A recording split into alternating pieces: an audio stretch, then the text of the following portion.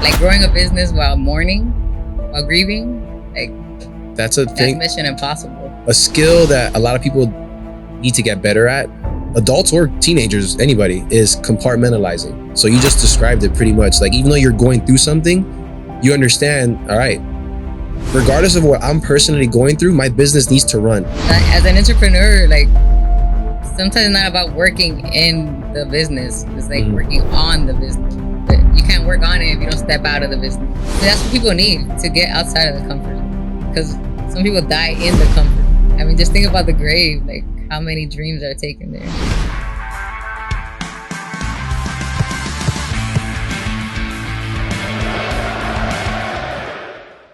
Welcome, guys, to episode 5. We have our first female guest. Really happy to announce that, especially since recently we just talked about struggling with female athletes. So we're here to talk about her nutrition company. We're here to talk about her history with sports and how it all ties together. So why don't you introduce yourself? Hello, guys. My name is Giselle and I. I'm a former basketball player. I also played college for 2 years. And I just ended up finding my way in the entrepreneur world, never really wanting it. I was always an introvert. And it was honestly the last thing I would expect that I'll be doing today. Like if God was to show me this vision, You would have been like, no way. I would have laughed hysterically and been like, F no. Like Life has a funny way of changing your plans, huh? nothing makes sense. Like, but that's the beauty of it. Yeah, the unknown. All right, so you talked about basketball. So why don't we start with high school? Where'd you go to high school? So I started in Coral Park High. CP, okay, cool. Yeah. Man, the future was looking awesome because the coach is actually from UM. Oh, She played at UM. Nice. And then she was already putting me in the right direction towards AAU and college. Mm-hmm. But then she left my freshman year. So you didn't even have her for one full season? Just one season and she bounced? She left at the end of my freshman year. I had her for the season. Okay. At least she gave you one. Okay. Yeah, she gave me one great year. But then after, it was like... What a tease.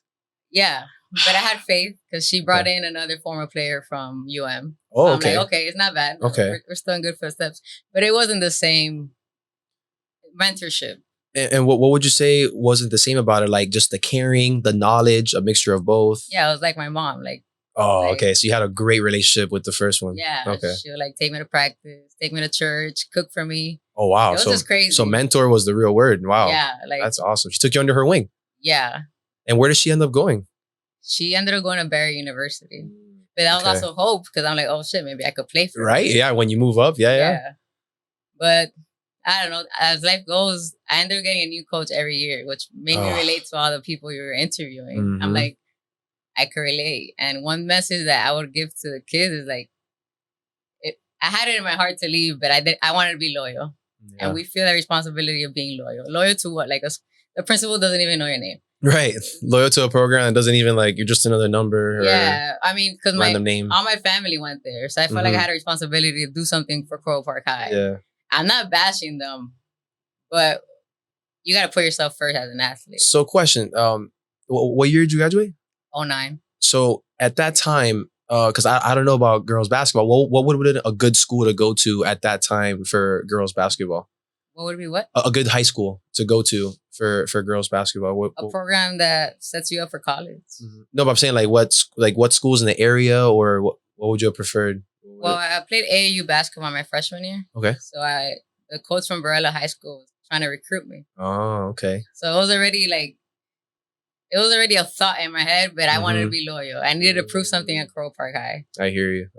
So I was literally, bro, my mom even was ready for me to leave to Barella, but they're like, there was an insecurity in me because they had no dress code, no uniform. Okay. And that was the insecurity I had. And that was my decision where I said, nah, I'm going to wait and stay loyal. No, that's what really, yeah. Oh my uniform gosh. is the best, bro. You don't have to think about what to wear. Yeah, like, I'm just here to be an athlete. I'm not here to have a fashion show. Like, those kids dress like bougie. Yeah. But fast forward, I got a new coach my junior year. Mm-hmm. So every year of high school, I had a new coach. Oh, I know what that's like. That happened to me in college.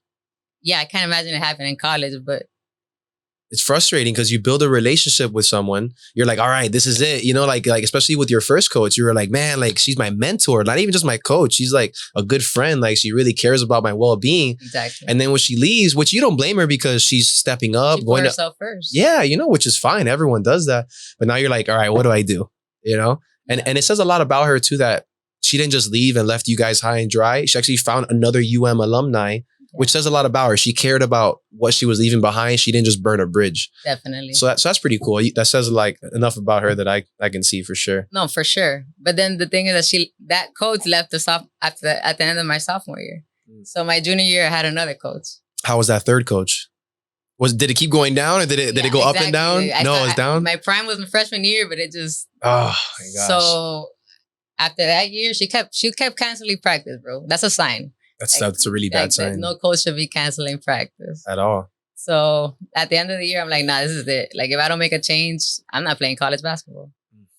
So I'm like, Varela, let's go. Like, okay, it's game time. So you went to Varela for your senior year. Yeah, bro. Nice. And how was that? Sacrificial, because that's where you're supposed to have the most fun and all your prom and all the grad bash and all that. You prioritize basketball, yeah. Yeah, I went to school and I knew nobody. My senior year, like. But that was mature of you, seeing the bigger picture, though. Right. That was very mature of you, because a lot of people would have been like, no, I want to stay with my friends. I don't want to do anything else, even though what's best for your future might not coincide with your friends or the people you know since X amount of years, you know? So at Varela, was it the same coach that was trying to recruit you since your freshman year?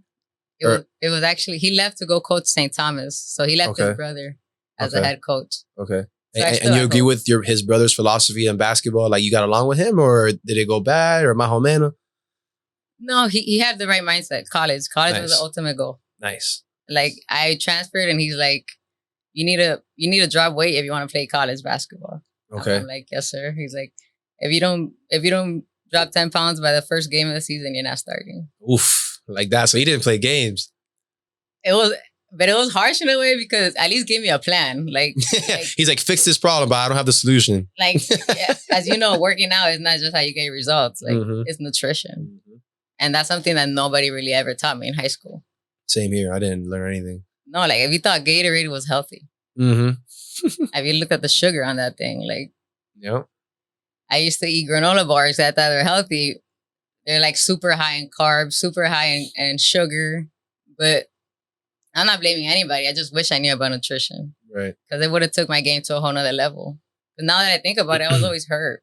Not always hurt, but there were some like hamstring injuries. I think it stirs back to stretching and nutrition. Like, and those are the both things I never did.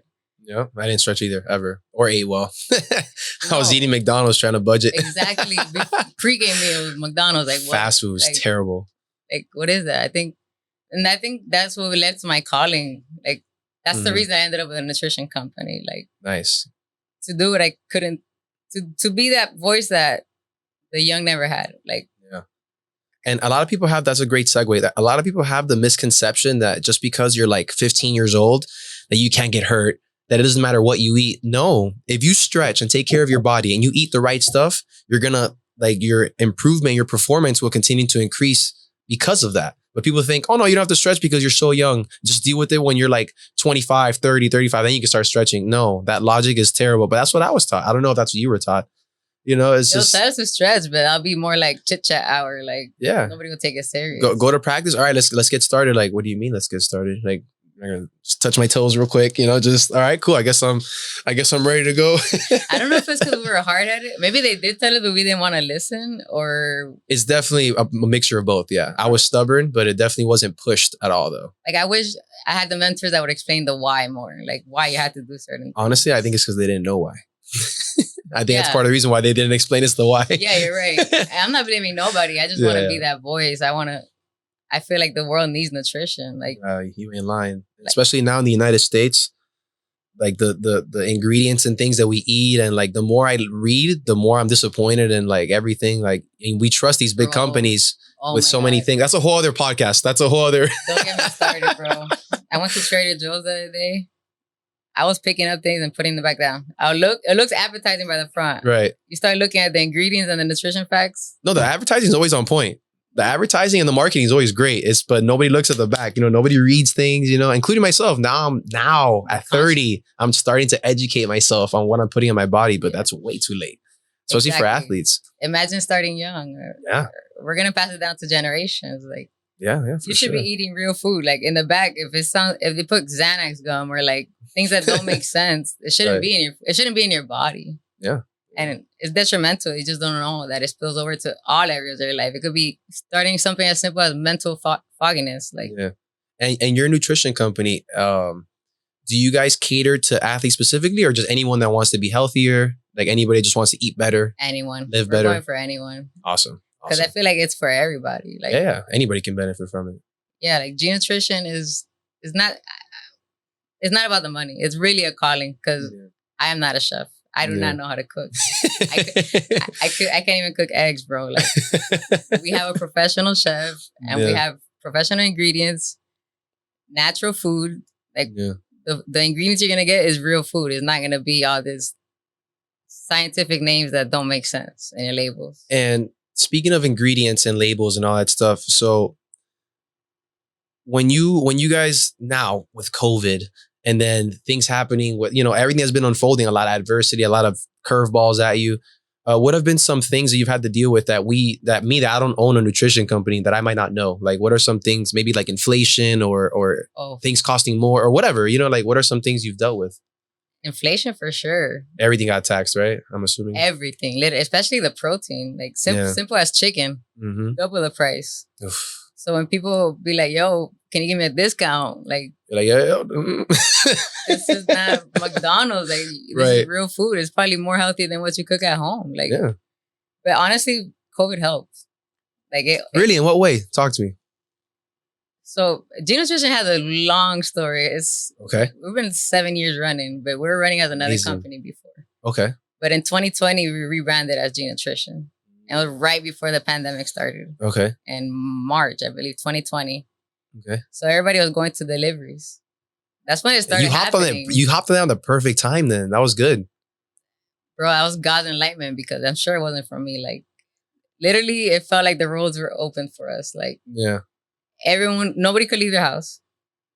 So they literally needed us. And we were providing the food. The demand was there. Yeah. Yeah. And then what's great about that business is you can still provide your business but be COVID safe, deliver with a mask, like you were doing contactless delivery before it was even a thing, which is pretty awesome. You're ahead of the curve. That's great. I just felt so aligned with this because it was, like I said, it wasn't my dream. It was more like an alignment with what God wanted me to do because it does not make sense that I'm the owner of a nutrition company. To me, it's still surreal. Hey man, sometimes people that just because you run a company doesn't mean like you're all in with whatever you sell. It just means that you saw a demand, you provided it, and you're structuring it in a great way for it to succeed. So that attests to you to more as an entrepreneur than a chef. Because I can't cook, but we all have our strengths and weaknesses. Yeah, it comes down to marketing. I learned how to market myself when Instagram came out without even knowing. I don't like talking. I'm an introvert. So Instagram worked in my favor. Gotcha. And I was building a page without even knowing what I was going to build in the future. So like for young athletes right now, that's their advantage, their Instagram. Well, it 100%. Could be a disadvantage because some college coaches won't get you just because of what you post. Right. The garbage that you speak. Yep. No, it's true. So I think that's the main tool. I don't know if it's the main tool, but I think it's the main tool for most athletes right now. I mean, think about it. Like, I think you're right because imagine you're a coach, you're a recruiting coordinator for a team, right? And you're looking at two girls, the same position, similar GPAs, same height, whatever. And then one girl is just being an idiot on social media and the other one is like keeping her image up. You're going to choose that one. You're going to give the scholarship to that one. That one little factor. Unfortunately, image matters. And now these kids, sometimes, they're too young to have a phone, but that's the day and age that we live in. So now if your thumbs are going a little too crazy, it's going to affect you in the long run for sure. So I agree with you. That definitely matters. Yeah, like not posting what you feel, but think about your future. Yeah, no, for sure. And I remember you mentioned something about football players having huddles. Or... Yeah. That's a big thing. To me, that's like, they should get that footage and put it on their YouTube. They should automatically have a YouTube page. Yeah, mandatory. Yeah. And you're an athlete right now, but you're building your future for the afterlife. I mean, not afterlife, for after the sport or whatever. Yeah, like those 4 years, whether you're high school or college. Yeah, no, for 100%. Like use it to your advantage now. I think that's something that the youth, and I didn't think that way either. So I'm not acting like I was ahead of my time. We didn't really have it though. No, we didn't have it, but also just thinking long term. Oh yeah. Like all I was thinking about was like, oh, senior year, grad bash, prom. Oh my God. Like I wasn't thinking about like what school I should have gone to, you know, and also the transfer rules are very different. So the transfer rules now, I can go to Varela 1 year. I can go to South Miami another year, Coral Park the third year. Yeah. So now you can bounce around and there's no big deal. When we went to high school, because I was class of 2010, when you transferred, it was a big deal to leave. You have to be in the district, blah, blah, blah. And recruiting was illegal, which we all know everybody did it behind closed doors. But now it's actually like it's like the Wild Wild West as far as recruiting in high school. As it should be. I feel like, I agree. I feel like that's how it's always should have been. Like you shouldn't have to feel the pressure of, like you said, staying loyal to Coral Park. For what? Coral Park doesn't owe you anything. You should have gone to Varela as soon as that coach told you something. You're like, all right, let me compare. And if the fit was right for you, you should have been free to do what you wanted to do, which was best for you. Exactly. You shouldn't be stuck to an area code just because you live by there, you know? Like what if you live 1 block in the wrong direction? That's it. You're done for 4 years, you know? So I envy the younger athletes for sure. Like them being able to transfer or do whatever they want. That's pretty cool. So many tools that I don't think they're aware of. At all. We just touched on 2 big ones. Being able to transfer and bounce around, and their phones. And a lot of them don't use either. I don't think we had social media, did we? And MySpace. Exactly. MySpace just started. And then I remember when Facebook was a huge deal. But yeah, I remember MySpace having a top 8. Yeah. You have to be invited to use Facebook. We're showing our age right now for sure. We are. Kids are like, MySpace. What is that? I remember dial up like the little noise. No, they have it good, man. These kids have phones with cords. Yeah, there was phones with cords, guys. Earphones with cords. Well, that was recently. But they have it so good that if you don't make it to college, it's because you don't want to. 100%. There are hundreds of colleges in the United States. You know, there's different divisions. There's so many opportunities. Like you said, it's just a matter of recording yourself, you know, making sure you're putting the right content out there, having the right image. Remember, you're a student athlete first, so handle your business in the classroom and you can definitely make it out there somewhere. Oh, for sure. Student. Yeah. That's something. Well, I heard that you didn't even learn how to take notes till college. Oh yeah, 100%. I became a student when I was 18. Let's see, but whose fault was that? The teachers or yours? Combination of both. So it was a lack of self-interest, like not understanding that, because in a way I feel like ahead of my time, because I was like, this isn't applicable to life at all. But I did not sit down and think, all right, even though I don't agree with what's being taught to me, I still need to get from here to there using this platform. So if I don't excel in this platform, I will not be able to be a football player at a certain school. So that's the part that the immaturity, not having that proper guidance, which is why 31 Vision exists. And exactly. But it was a mixture of both. To answer your question, it's the teachers not kind of guiding you in the best way, and then me having a lack of interest in school. Definitely. Which is common with teenagers. They're like, oh, I don't have to go to school. School's stupid, Yeah, but if you don't have a good GPA, you can't play. You're stuck. If you want to play college ball, but you got a 1.5. You can't just walk in the door, hey, I have a 1.5, but I got a great 3-point shot though. No. So exactly. So we're here to teach the kids, like.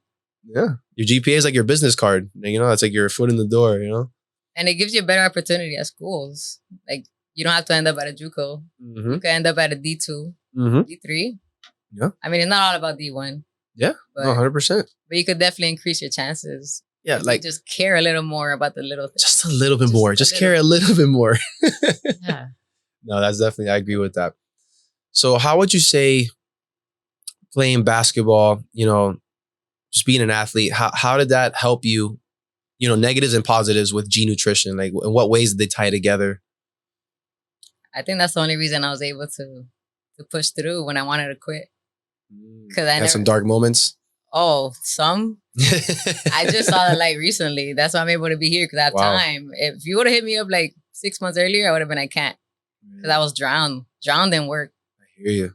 So as an entrepreneur, like, sometimes it's not about working in the business. It's like working on the business. But you can't work on it if you don't step out of the business. Oof. So I was finally able to Oof. step out, which is why I'm able to be here. Mhm. Because right now there's things going on. We're doing groceries, inventory, Of course. recipes, the menu for next week.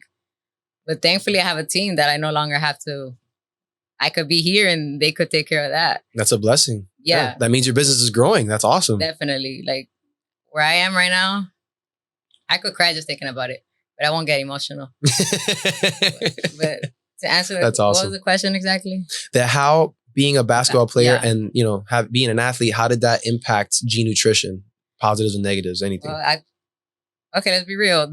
I started this business with my ex-fiance. Okay. And she basically... Is that why you guys rebranded? Is that why you rebranded? Oh, it all makes sense. It's a long story. I wasn't going to get into it in this podcast, but I guess this makes sense. It's your story. She wasn't an athlete. Okay. She ended up walking away from the business. I said, I'm not fucking quitting. There you go. Got that dog in you. I'm going to figure this shit out with or without you. She was the chef. Props. You just gave me goosebumps. That's props, man. That's props right there. It takes courage. And she was the chef. So at that time, she was the talent. You couldn't make scrambled eggs. I still can. Bro, it was her vision, actually. It was her dream. Wow. My thing was boot camps and selling Herbalife shakes.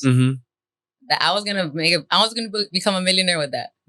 And then she's like, no, we gotta do this. We can start selling to your clients. I'm like, if you're in, I'm in. So we decided to do it. Down the years, she decided to walk away from what we built. Right. It was like basically, damn, Tammy, I love you. I felt like she was gave away her baby. Yeah, like you're watching it grow. You started from scratch, you know, like it's so hard to build it. Yeah. There was no way I was going to get And what year mark was that?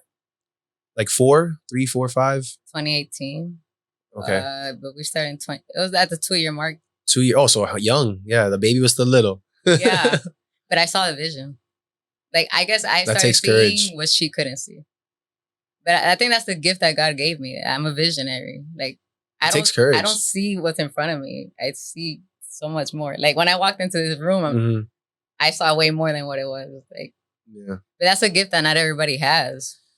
A lot of people, you're touching on a good topic. A lot of people are short-sighted. And sometimes kids, like, you're going to be surrounded by people that are going to doubt your vision. You know, just like Giselle explained. And sometimes it could be the people closest to you, which is very surprising because everyone expects the people that you love and the people closest to you to support you no matter what. But unfortunately, some people can't see past their own shortcomings. So if they can't do it, they're like, you can't do it. But that's not necessarily the case. If you believe in yourself and you really want to make like a vision happen, like G Nutrition, keep going, you know, and that takes a lot of courage. You took that leap, you doubled down on yourself, and look, now you got a team and you still can't make scrambled eggs. And I don't want to, bro. The kitchen's hard, man. I hear you. Because you cook, you eat, and then you're hungry again in 2 hours. Yeah, repeat. We're like, no. But what you said was deep, that the closest people to you will not support you. Like, I've never understood that either. It makes sense because you said it. It was because they fell short, that they don't think that you could, I guess. And we get stuck in the rat race, you know, and that's part of what this podcast is about. So if you don't know what the rat race, what that phrase means is you leave either high school or college with a degree or just your high school diploma. You get a 9-to-5 and then you have kids and you die.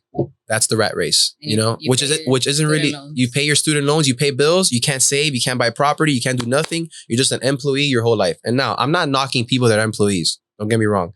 If you have a career that you genuinely like or love, then you're in the right place. But most people are not in careers that they like or love.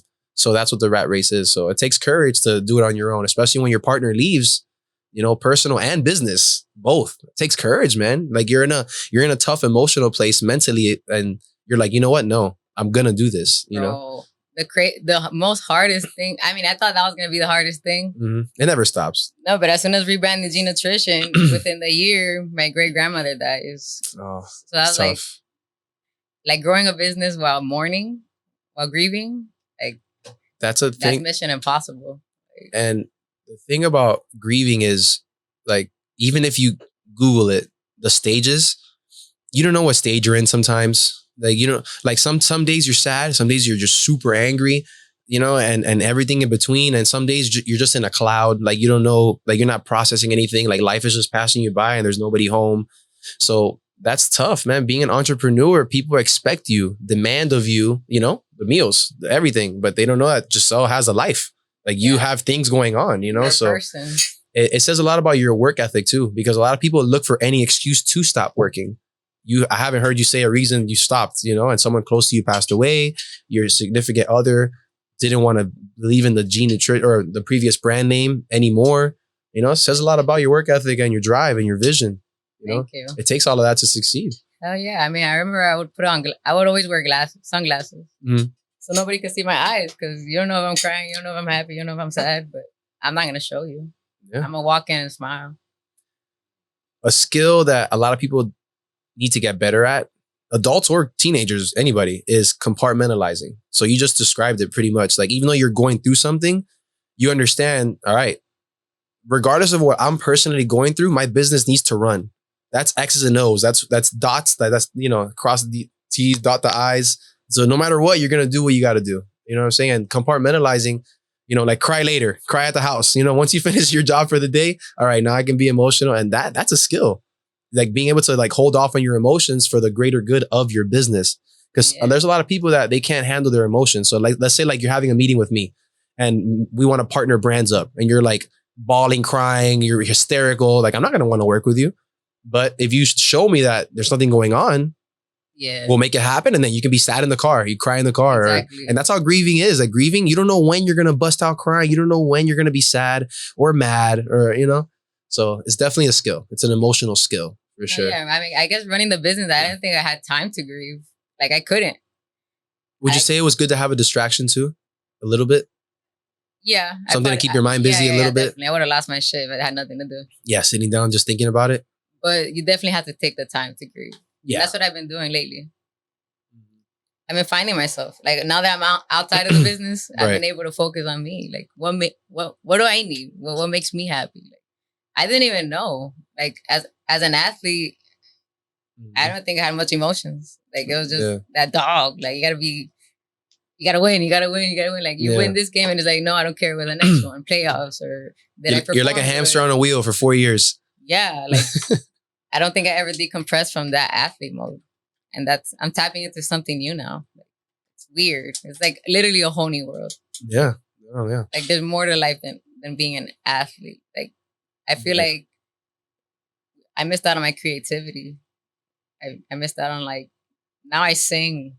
I mean, in the shower, and I'm like, hey, that's still singing. Yeah, I'm tapping into new areas of myself that I didn't even know existed. Yeah, you're getting outside of your box, outside of your comfort zone, outside of like what you're used to knowing. You're discovering other things, and that's good. That's healthy. Because sometimes we can surprise ourselves with what we want or what we don't want. You know, which is kind of a good segue, also, guys. Even if like in your household, for example, like you and your siblings or you and your parents don't see eye to eye about what career you want to have. That's okay, because it's about discovering yourself. Like on average, people, when they get to college, they change their majors like multiple times. You're trying to discover yourself. You're trying to figure things out, you know? So if you don't have things figured out, that's okay. That's not a big deal. Because even now I'm 30 years old, I'm still trying to figure myself out, you know? And so you're not going to figure it out at 18. A lot of teachers and parents tell you that, oh, by 18, you need to know what you want to do for college and your life. That's not true, guys. That killed me. Yeah. But we believe it because we have people that we're trusting them just because they're older than us. But as you get older, you realize they're human and they don't know a lot of things, you know? No, people would be like, oh, what are you going to major in? And I would always be changing it like yearly. Depending what day of the week. Yeah, you know, when you're doing your AA, it doesn't really matter what your major is. Your undergrad, yeah. But that question would kill me. Like, I changed mine like 3 times. Because I knew it was never a real answer. Like, it was just something to answer their question. Yeah. It's not what I felt. Like, I remember my grandma would always, she didn't want me to be an entrepreneur. Like you said, your closest people will try to stop you. They're like, yo, go to school, go back to school, like, finish school. It's all about school. And I'm like, no, bro, I'm going to be a millionaire. I'm going to do this and that. But they can't see what you see. The thing is, the ideologies of an older person, that's a different era, right? So women, you know, you're supposed to be like a housewife. You know, you're supposed to, you know, the gender roles, which are unfair stereotypes, because nowadays, in my opinion, girls are doing more than guys. But that's a whole other topic. That's a whole other podcast. But, you know, a grandma that lived in a different time would be like, no, you're supposed to be a great wife. You're supposed to do this. You're supposed to do that. Blah, blah, blah, blah, blah. Get your education because they were most likely immigrants from a different country. They didn't have access to that education. So what they're thinking is like, thank you, brother. So what they're thinking is, all right, if you get your education, right? That's the American dream. And then you get like go to college, whatever, you're a US citizen. That's the dream. But for us, you're seeing something bigger than that for yourself, but sometimes ideologies of what somebody, even if they love you, what they want best for you, sometimes you sit there, you're like, that's not what I want to do, grandma. I love you, but that's not really what I want to do. That's why when you got that vision, you got to protect it. At all, like you said, like you called earlier your baby. I call 31 Vision my baby all the time. That's my little baby, bro. We're about to turn 6 in January. That's my baby. Wow, 6. Yeah, man. I guess first grader now, right? Wow. Yeah, man. It's. I think it's harder than a baby. I never had a baby. Yeah, me neither. I can't compare. I'm pretty sure it's almost the same. Like, yeah, man. If you take your eye off it, it'll die. Yeah. You gotta keep the engagement up with your fans, with your community. Like, it's more than just the product that you sell. Yeah. Basically, what I've learned is you sell yourself. No one's gonna do it for you. Yeah. Yep. And nobody's gonna believe in something that you're not showing that works. So my main focus has been focused on me, like work on growing me. Yeah. And touching on that. So because food is everything. There's blogs about it. There's websites about it. There's food is like life, like we literally need it to survive. So what are some ways that you get people to trust you? Like, look, this food is fire. Like it's the best of the, like, how do you get people to trust you through a phone? Like, what are some ways some challenges you might have had? Trust me. I mean, I can tell you right now, people don't like my prices. Really? But that's what's going to set me apart. But if it's quality. Exactly. Yeah. You're paying for premium food. Yeah. And back in the day, I would buy people with my discounts. Mm-hmm. And I'm at a stage. You were short yourself a little bit? Yeah. I'm at a stage where I know who I am now. And if you don't want it, you don't want it, bro. But I know what I'm offering. Correct me if I'm wrong. Because I went through the same thing with training. In the beginning of a business, you're trying to make ends meet. So you're okay with compensating and like meeting halfway on the price because you need to get like to a certain number. Would you say because you got past that point, now you're like unapologetically G Nutrition and this is what we offer, this is what we got? Exactly. Is that why? Exactly. I went through the same thing with training too. Because we have our longtime clients from like 6 years ago. Yeah. Awesome. And they're still like on the same pricing, which I don't think is fair. I need to bring them up. But that's nice of you to grandfather them in, though. Right? That's nice of you. They supported me when I had nothing. You're rewarding the loyalty, Exactly. So I don't judge you for that. That's nice. Loyalty goes a long way. And honestly, I wouldn't be here if it wasn't for them. But now I'm ready to charge what we're worth. Like, bro. Because now you have the foundation. Yeah. I don't blame you. If you go anywhere, I mean, even McDonald's is expensive now. Before you could buy under when we were in school, $5 got you a long way at McDonald's or Burger King. Now it's like, all right, you got a drink. Maybe some fries. So imagine you're paying $10 for McDonald's. What do you expect to pay for a meal prep company? Yeah, of course. Nothing's frozen. We hand cut everything. Wow. Like nothing's frozen. Most companies buy everything already cut. Yep. We do. We take no shortcuts. Just like in any sport, I refuse to take any shortcuts because it won't last for the long term. I'm not trying to build for now. I see something that's gonna be passed down to generations. And especially in Miami, in so many areas of different careers, people cut corners all the time, man. Whether it's like a gym owner, whether it's a nutrition company, in construction, Jesus Christ, in construction. Don't get me started on that. But there's people that always cheat and they cut corners and they wonder why something doesn't pan out.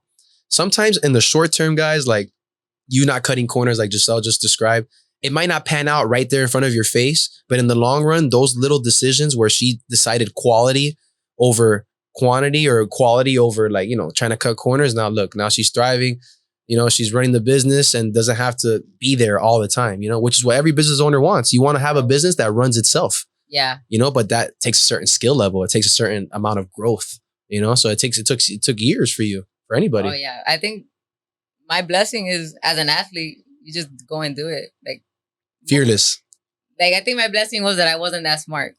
Because my business partner... What do you mean? Like you were naive about the situation? No, like smart people overthink and they wait. They wait to start.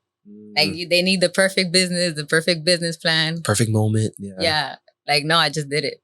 Yeah. And I've been figuring it out along the way. Like Like when my ex fiance walked away, I literally had no recipes. Mm. So we were freestyling. She was the chef. Yeah, Bro. that's wild. I mean, thankfully, my mom hopped on board, but we were able to hire a chef. So we were learning from her. Mm-hmm. And we were creating the recipes as we were going. Yeah. And most people wait till the recipes are done and then start the business. Yeah. Now you're already in it. Yeah, you go. And you deal with adversity. It comes back to being an athlete. Like, you don't wait, you just go. Yeah. And don't cut corners. That's the main athlete. I mean, great athletes don't cut corners. Yep, they always put in the work. No, it's 100% true. Hey, you've been making some great decisions, man. Great judgment calls. Let me tell you. Thank you. Bro. So let's go back to Varela. So it's your senior year. You're making the sacrifice of, grad bash, your friends, prom. You left it all at CP in order to have your career. Did senior year pan out the way you wanted it to? The way you saw it, in your head, junior year? Not as great as I wanted to, but it definitely worked out in my favor. Like, awesome. Let's just start that. I needed to drop weight as soon as I got there, but without a plan. I had to figure it out on my own. Mm-hmm. But then my coach changed my shot. He's like, that takes time. That's like a baseball swing or a throwing motion for a quarterback. I don't even know why I said yeah, but he's like, if you want to play college ball, you got to change your shot. I'm like, I'm here to do whatever is needed. So we're doing that over the summer, but I clearly it affected my play. I think mm-hmm. Getting a new shot on your senior year. That's no easy task. Yeah. I should have just stayed with my shot. When did you start playing basketball? Like at what age? Probably what, in a team or no, just in general, like at a park, whatever. When did you start playing basketball? I think my dad gave me a basketball hoop when I was 3, 4, 5, one of those. So imagine having a shot since you're younger than first grade. And then now you're 17 years old. You've lived your whole life shooting a certain way. And the coach is like, hey, we got to change that up. That takes a lot, because what if you would have said no? No, I'm going to do it like this. That probably would have rubbed him the wrong way. Oh, yeah. And then he wouldn't have played you. So you're left with a choice. Either do I want to play or do I want to sit the bench because I'm prideful about my shot? Or go back to Coral Park, which you've known for 3 years wasn't everything that you wanted it to be. Yeah. So that was mature of you to be like, all right, I guess I got to change my shot. F it, whatever. Right. I love Coral Park, but I needed to play college basketball. All these years of basketball was not going to end my senior year in high school. I refused. That wasn't awesome. What it was all about. I always saw more. Like I told you, I don't know why, but sometimes it's a curse because you don't enjoy the present moment. I'm always in the freaking future. Yeah. And it's bring yourself to where you are. I think we're all always trying to find a balance in life between being grateful for what we have in the moment, but not to the point where we're complacent and we don't move forward, but also being ambitious, because ambition never has an end. Ambition is a double-edged sword. So you can be so ambitious that it's it consumes you, or you can be ambitious enough to where you're grateful and ambitious, which I feel which is where we're both at right now mentally, which is a good balance, Yeah, but I recently just got here. Hey, we all have our own path, You know what helped me was actually yoga. I love yoga. I've been doing yoga I know I don't look it, right? No. I've been doing yoga twice a week since before COVID. That's a long time. Yeah. I took a break during COVID because the gym's closed, but yeah, I've been doing, it's amazing. Right, but I bet you haven't tried anti-gravity yoga. No, that sounds insane. That sounds awesome. It's with a hammock. Wow. It's you actually fly. It doesn't even make sense. We're going to talk about it after. We're definitely going to try this. This sounds awesome. I think every athlete should jump on it because it helps with your flexibility. Wow. You're more aware. You just taught me something. I really never, and I'm a yogi, 100%. I have my bag, my thing. I have it all. I have it all. Something in me, my body started breaking down after all the years of entrepreneurship and athlete, I guess. I never had a rest. Right? The wear and tear. Yeah, of course. It caught up to me. I felt my 30s. Mm-hmm. Not only physically, but mentally. So I'm like, bro, I either go see a chiropractor or I heal myself. And I believe that you know how to heal your body. Nobody else knows your body but you. Yeah. So I'm like, I don't know. Yoga came in my head. I never done yoga. I hated it, actually. I tried it before, but I just couldn't be present. My mind would just be run, leave, run. Meditating is really hard. Thinking about nothing. That sounds super simple, but I want you guys to try this at home. Try to meditate for 5 minutes, guys. If you have problems, a part that yoga helps me personally more than people in general is yoga.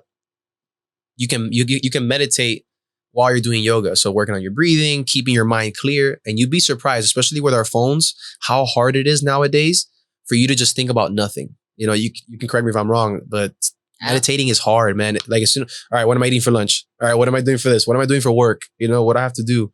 So I think 99% of the world can't do it. no, yeah, that's really hard. It takes years just to be able to do it for like minutes. You know what's crazy? I've been watching the documentary of the Lakers Mhm. on Hulu. I don't know if you heard Mhm. about it. The show, Dr. Bus and the legacy. Well, pretty much Phil Jackson made that team meditate. And that's when they started winning the championships with Kobe and Shaq.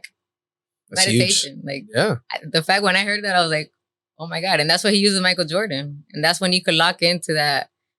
tap into that mentality. You know, I don't know. You know when they say like the game slows down? Mhm. Like You get into like that zone, that famous zone that everybody talks about. that's a form of meditation.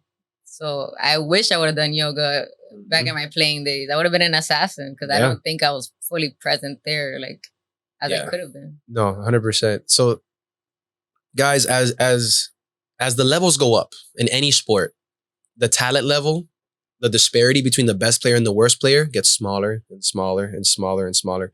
What tends to differentiate between different players and different levels is not necessarily talent. It's the work you put in the off season, right? Or the extra work you put in during the season. And then your mental approach to the game. You know, like how Phil Jackson did and how we learn how to do later in life. Like being able to mentally be strong in times of adversity in a game or be able to mentally focus on your assignment, all those little things add up to success. So as an outsider, when you're watching a sport, you may not be able to appreciate it or see it, but any athlete will tell you mental toughness and mental focus is definitely the way to go to take your game to the next level. So definitely, I'm glad we talked about meditating and yoga because I'm all for it, but I've never spoken about it here. I think that's a secret to great players.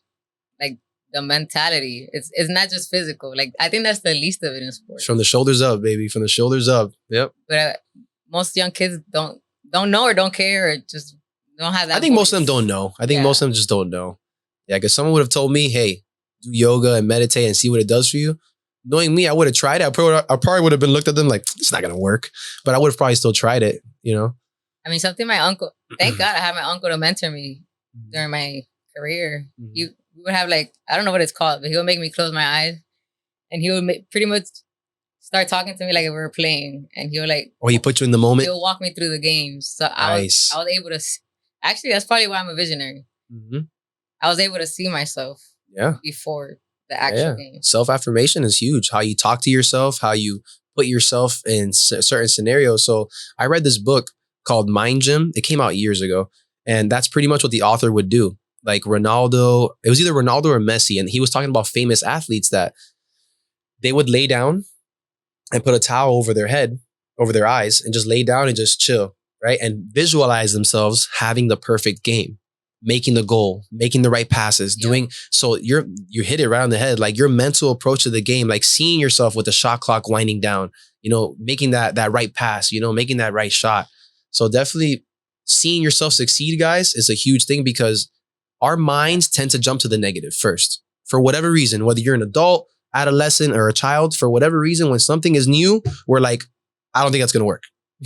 You know, we don't automatic response. I don't know why. I guess because it's the unknown. We always jump to the negative first. So this, what Giselle is talking about, is huge because you're putting more positive thoughts into your head, which in turn will cause more positive play, you know, and it keeps you more positive. And that's really big for your game. Yeah. Like seeing yourself succeed before you succeed is the key. Mm-hmm. You know, that reminds me, there was an experiment done, right? And an X number of basketball players worked on their free throw shot, right? Physically, they worked on it. They practiced for like an hour. I forgot how much time it was. Then they had another group B, where they visualized themselves just having, like, shooting the perfect free throw, putting your elbow up, whatever the case may be. And guess who did better? Visualizing. Group B, you know? And if someone were to ask me that without me knowing the answer, I would be like, Group A, obviously. I'm a doer, you know? I'm just gonna, but yeah, Group B did better than Group A. And all they did was sit down, visualize them shooting great free throws, and they won, and they did better, which is crazy to me, you know? So that shows you how strong the mind is, guys. It's above the shoulders, man, especially college or professional. That's what sets everybody apart. Confidence, right? Yeah. Believing in yourself. So, all right. So going back to your senior year. So your senior year finished. What did you know where you wanted to go? Did your advisor help you figure out the college, or was it your coach? Like what were your first steps your senior year? Like, did you already know where you wanted to go? I wanted to go where whoever took me at that point. Okay. That's how I felt too. In my senior year, I was like, whoever wants me, I'm there. But thankfully I had the guidance of the coach and he had some connections. That's huge. Yeah. That's big. And I ended up at Broward College. Okay, cool. But it was crazy because I thought I wasn't going to play. I thought my season was done. And then in the summer, late summer, right before season, I get a call. Hey, you want to be part of Broward College? That's my only option right now. Yeah, I'll be there tomorrow. When you need me, I'll leave right now. Yeah. So I actually walked on my freshman year. I was a walk-on as well, yeah. But it was a beautiful experience. Like, just living outside of your parents' home. Like, that's big, huh? Yeah. I was so relieved. I was like, yes, I'm an independent person. I wasn't independent at all, but I was like, yeah. So you went out of state? Or? Yeah, I went out of state. See, that's scarier. I was in Broward. I was like, hey, but still, you leave the nest. I had mommy an hour away. but yeah, after Broward College, I took a year off back to Miami-Dade. Mm-hmm. And I started sending out emails and highlights. And I ended up, one of my high school basketball teammates got me to go to her college. Nice. It was College of Dupage in Chicago. Okay. Ooh, it's cold over there. Bro, that's what I'm saying. It's cold. It's a big difference being away from home and in a different state. Mm-hmm. That cold, it slaps you. Like, it hurts. Your bones. It hurts. Can you imagine, like, coming out of practice sweaty at night and, like, I didn't have the right gear for sure. I didn't know what I was doing in the me neither. Nobody prepared me. I had these thin sweaters. Everybody had the Carhartts, North Face. Yeah, that are insulated, and we have like the regular ones. Like I'm like, bro, like freezing. I was set up for failure, but my mom didn't know any better. I don't blame her. We're all Miamians, yeah. Yeah, Miamian, bro. But I let that get to me. Like, it affected. You know, seasonal affective disorder is a real thing. A lot of people don't know this, guys. Like I wouldn't say I got depressed. I wouldn't take it to that level. But when I was in Ohio and I did not see sun for like months at a time, or like I'll see it like a little sliver of it and then never see it again, it affects you. If you live in Miami and you're used to seeing a beautiful sky every day, and it affects you. You're miserable. It's like raining or it's snowing and you're like, man, F this. This is horrible. You don't see the sun. I want to go home. Seasonal affective disorder, guys, is a real thing. It's real. I didn't know it was a thing to not see the sun. I was like, we literally get vitamin D from it. I was like, you go 2 weeks without the sun. They're like, yeah, it's normal. What? Like, wait. When is it coming though? What is it? It was really sad, but that's where the mental toughness comes in. Oh yeah. And another thing, guys, if you go to a school up north, when you have to wake up early and go to class and you're just like, oh, I have to get out of my bed right now. Like, this is horrible. I'm freezing. And to go pee in a cold toilet. I mean, you guys don't have to sit, but oh my God. That was the worst. But it's an experience. Yeah. Hey, everything has its pros and cons. I think everybody should leave home. Yeah, I agree. Yeah. Because it makes you. It makes you grow. Yeah. Leaving the nest, definitely. You realize how much you left up to your parents to like kind of hold your hand and baby you. And then you realize like, oh my God, this is really all up to me.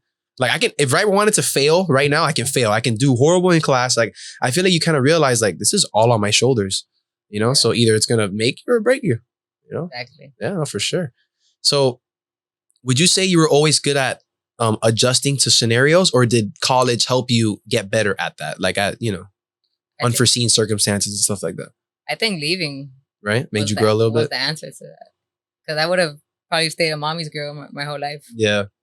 But I think that right there, I've always said that I easily adjust to anything. But I think it started at that point. That's a skill. Where I had no choice.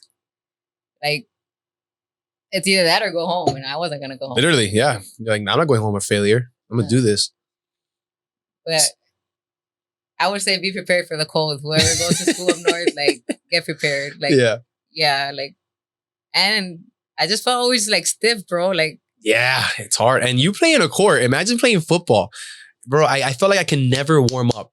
Wow. I felt no matter how many high knees or jumps that I did, I was just like, oh my God. I'm just like, I'm layered up and I'm still like, it's terrible. How'd you do that? The ball is a rock.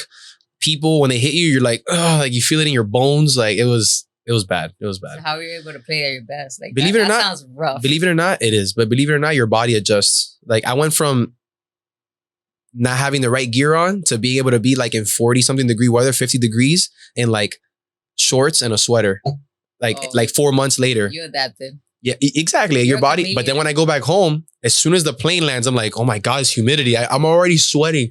So yeah, your body definitely acclimates for sure. But I respect football players because I actually worked for them as a college player. Mhm. I was the assistant to the football coach.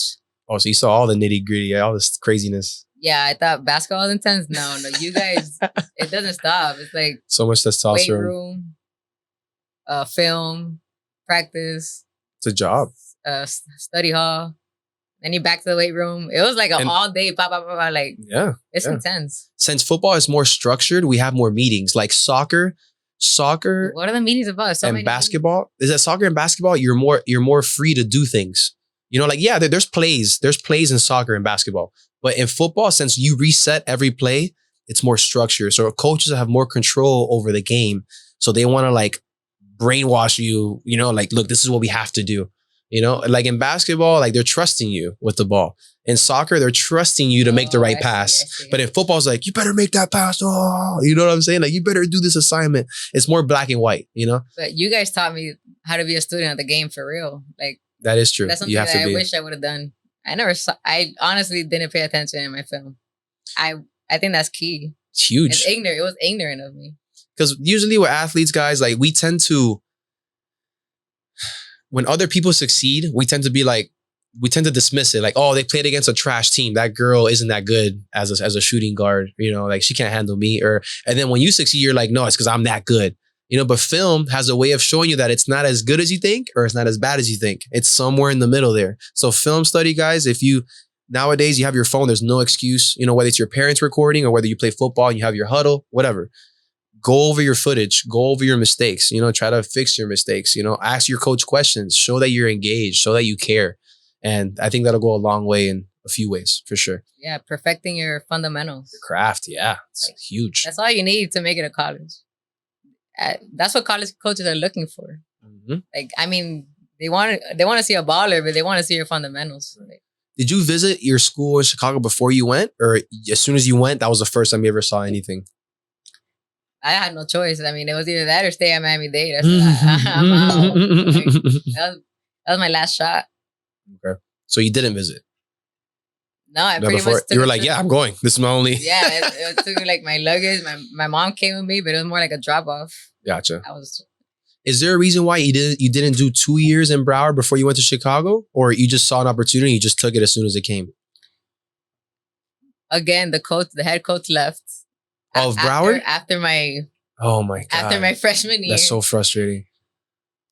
Now that I think about it, my God. You've had a different coach every I guess that's why I was able to adjust to different personalities. No choice, yeah. But now I wasn't having it with the assistant coach. Oh, I know what that's so like. I'm like, do I waste my last year of eligibility at a JUCO with him, or do I save it and look for another opportunity? Gotcha. So did you only have one season left of eligibility because once you played, your clock started? Because that's how football is. Like once you play your first season, your clock starts. And you have 5 years to play 4 seasons. Is that what the scenario you were in? Well, it was a junior college, so it's only 2 years that Gotcha. you can play. Ah, okay. Gotcha. Okay. So I either not wasted it. I could have stayed. Yeah. I mean, not to sound ungrateful, because he actually gave me a scholarship at the end of the year. Okay. But I guess because of my past experience, I said, nah, I'm out. Yeah, I already saw the character. I already saw what was bound to happen. Gotcha. I decided to this time trust my gut. What I didn't do at the end of my freshman year in high school, I did it my freshman year of college. Trusting your gut. That's a skill too. No, now in business and in life, like in general. Now I don't listen to anything else but my gut. Same. Guys, your intuition takes you a long way. Sometimes we don't have a reason why either. Like your gut tells you one thing, you're like, but your mind battles your gut. And you're like, the more you think about it, the more you're like, man, I should do this, but something tells me I need to do this, go left instead of right.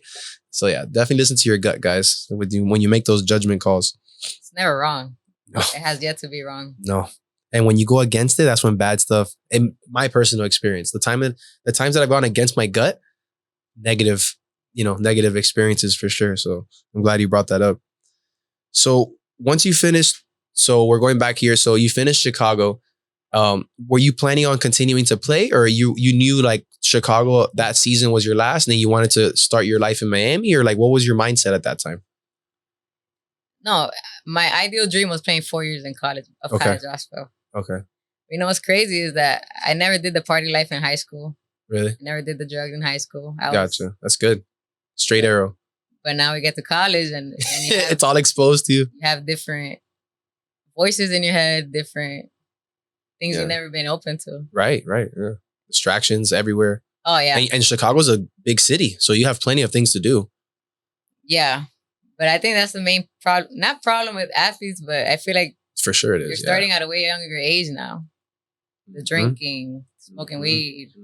I don't know. Some people might even get to cocaine. I don't know, but I don't think it's uncommon now in high school. It's like the cool thing to do. Yep. And whatever's taboo, whatever's against the rules, teenagers want to do, pretty much. So as a high school athlete, you should be a little more careful to who you're hanging around with. Huge. That's huge. Because I think if I would have been more careful in Chicago, I would have made it to play 4 years. Yeah. So you started prioritizing the fun instead of the work a little bit? I just think distractions. Distraction will get you. And you start thinking, oh, the weed's not getting to me. I perform better when I'm high. No. You start rationalizing. Yeah. Like, no. Yeah. Like, I was able to finally put it down. Like, I've been sober. I haven't drank for 3 years. Nice. I don't think I could ever drink again. And I never wanted to give up weed. Yeah. It was my thing. I'm like, nah. Like I refuse. I don't know why I'm saying this publicly, but I feel like it's meant for somebody to hear. Like, yeah, no. And we appreciate your honesty too, because there's a lot of kids that are dealing with this. So we really do appreciate you being wholeheartedly honest, for sure. Yeah. I really thought it enhanced me. But no, that's bullshit. I think so much clearer now. Something you tell yourself. Way more productive now. Like, it makes a difference, bro. It's a drive killer. It's an ambition killer. Yeah. It makes you very complacent, very like mellowed out. Like, I'm okay with doing nothing. Life is great. That's exactly what happened in Chicago. Yeah. Yeah. And I would have made it further if I would have stuck to my guns. Yeah. Because I was always powerful in saying no.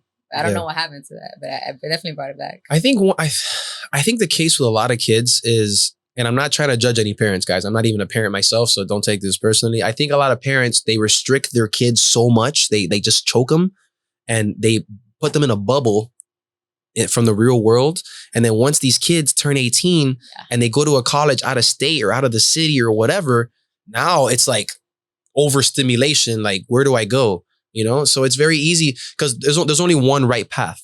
When you're a student athlete, you have to do school, blah, blah, blah, blah, blah, blah, blah. It's all boring. It's a lot of hard work. And then on the other hand, you have like all these temptations that are all fun. They're all like, don't do homework. Don't do your paper. Don't go to practice. Do this instead. And you're like, oh, okay, let's go.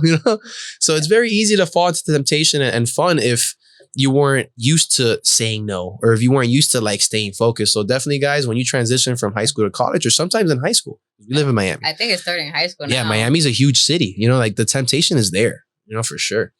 There's fake IDs. There's so many ways to get into places. You know what I'm saying? So it's definitely just make sure, guys, work on your craft, work hard, have fun later. Always prioritize the work. Especially like if you have a group of friends that you're the one that's driven in your sport and nobody else around you cares about your results, because only you have to deal with your own results. Yeah. So when you stop going to practice, that doesn't affect your friends. That only affects you. Like, you get in trouble. Or they're not with you running sprints as punishment. You are. Why? Just because you wanted to skip class or just because you wanted to skip something? That only affects you. So remember, when you make these decisions, remember who it affects and who's really trying to push you for the good or trying to make you get away from the good stuff. So definitely make those judgment calls, guys. Distractions. It's like when the closer you get to your goal, it's like the devil's trying to get at you.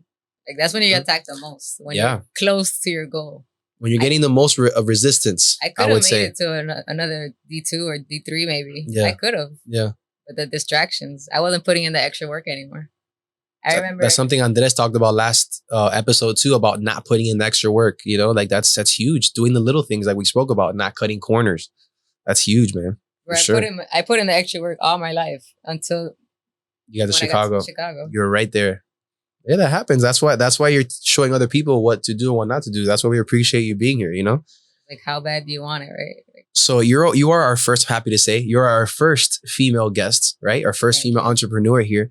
What are some challenges you would say you have, if any, being a female entrepreneur versus your friends that are male entrepreneurs? Is there any differences? Anything that people, you have to deal with? Honestly, I've been in my own lane. Like I don't really compare myself to the outside. I don't really know many entrepreneurs because most people are in that rat race that you were talking about earlier. Yeah. Most people don't see past that. Mm-hmm. So I literally feel like I'm in a lonely world. Like Just you versus you. yeah. But what was blocking me before was that I was young, and I would hold that against me. Like people are not gonna trust you. Too young. Yeah. Like what do I know about nutrition? You don't have experience. What You I don't know know. about cooking. Like, Right. So that was my main thing in my head. So I would try to avoid showing my face on the business page. But that's kind of dumb because people would buy you. Like you're Right. what sells them. Right. So I think that was my main thing against me. It wasn't really the whole female, but Just being young yeah, and inexperienced, Yeah. according to them.